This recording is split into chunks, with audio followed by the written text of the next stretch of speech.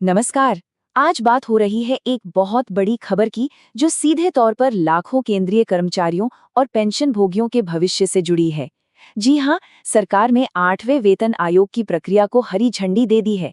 अब यही कमीशन तय करेगा कि आने वाले सालों में सैलरी और पेंशन का स्ट्रक्चर कैसा होने वाला है। तो चलिए इसे जरा गहराई से समझते हैं। तो सबसे पहली और सबसे जरूरी खबर ये है कि सरकार ने 8वें केंद्रीय वेतन आयोग के लिए एक ऑफिशियल वेबसाइट भी लॉन्च कर दी है। इसके जरिए अब केंद्रीय कर्मचारियों और पेंशन भोगियों से वेतन, पेंशन, फिटमेंट फैक्टर और इंक्रीमेंट जैसे जो बड़े मुद्दे हैं उन पर सुझाव मांगे जा रहे हैं। हाँ, एक बात का ध्यान रखना बेहद जरूरी है। सुझाव भेजने की जो आखिरी तारीख है वो है 16 मार्च 2026। तो सवाल ये उठता है कि इस पूरी प्रक्रिया का आखिर मतलब क्या है। लाखों सरकारी कर्मचारियों और पेंशनर्स जिनकी जिंदगी इससे सीधे तौर पर जुड़ी है, उन पर इसका क्या असर पड़ेगा। देखिए, ये सिर्फ कुछ आंकड़ों का खेल नहीं है, ये उनके भविष्य का सवाल है। अच्छा, तो अब बात करते हैं असल मांगों की, मतलब टेबल पर क्या क्या प्रस्ताव रखे गए हैं। जो बड़े बड़े कर्मचारी संघ हैं उन्होंने पहले ही अपनी सिफारिशें और प्रस्ताव सरकार के सामने रख दिए हैं, और ये काफी दिलचस्प हैं। सबसे पहली और शायद सबसे अहम मांग है फिटमेंट फैक्टर को लेके। अब ये फिटमेंट फैक्टर क्या है? आसान भाषा में समझें तो ये एक तरह का मल्टीप्लायर है जिससे बेसिक सैलरी तय होती है। अभी ये 3.0 है, लेकिन प्रस्ताव है इसे बढ़ाकर 3.25 करने का। अगर ये मांग मान ली जाती है तो इसका मतलब होगा कि बेसिक सैलरी में एक बहुत बड़ा उछाल देखने को मिल सकता है। फिटमेंट फैक्टर तो हो गया। इसके अलावा एक और बड़ी मांग है, ये है सालाना इंक्रीमेंट को लेकर। अभी ये 3% मिलता है, जिसे बढ़ाकर 5% करने का प्रस्ताव है। कर्मचारी संघों का ये मानना है कि इस कदम से खासकर जो निचले और मिडिल लेवल के कर्मचारी हैं, उनकी आर्थिक स्थिति में एक मजबूत सुधार आएगा। ठीक है, थ्योरी तो बहुत हो गई। अब उस हिस्से पर आते हैं जिसका शायद सबसे ज्यादा इंतजार रहता है कि इन सब बदलावों का असल में जेब पर क्या असर पड़ेगा। चलिए कुछ अनुमानित आंकड़ों पर एक नजर डालते हैं। जरा इस उदाहरण को देखिए, ये सच में काफी हैरान करने वाला है। एक लेवल 1 कर्मचारी जिसकी बेसिक सैलरी अभी 18,000 रुपए है, अगर नया 3.25 वाला फिटमेंट फैक्टर लागू हो गया तो ये सैलरी बढ़कर सीधी 58,500 रुपए हो सकती है।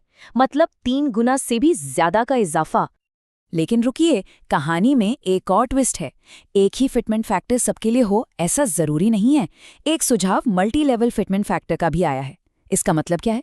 इसका मतलब ये है कि अलग अलग पे लेवल के लिए अलग अलग मल्टीप्लायर होगा।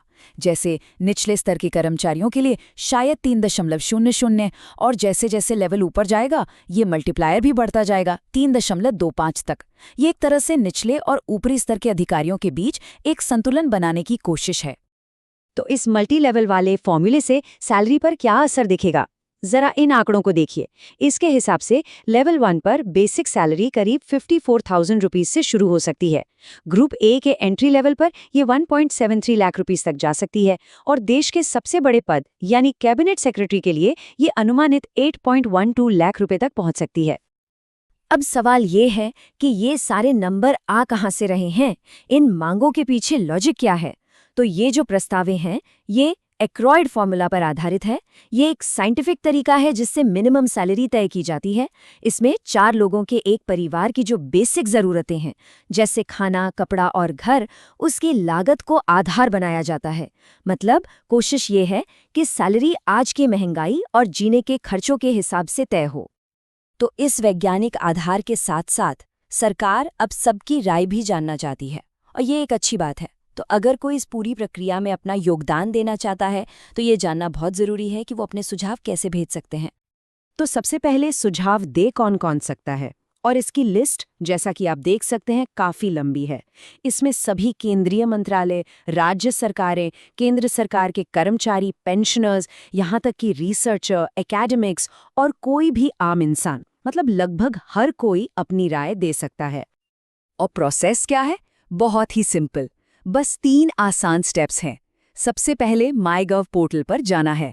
वहां 8वें वेतन आयोग का एक क्वेश्चनर यानी प्रश्नावली ढूंढनी है, और बस उसमें दिए गए 18 सवालों के जवाब देकर अपने सुझाव सबमिट कर देने हैं।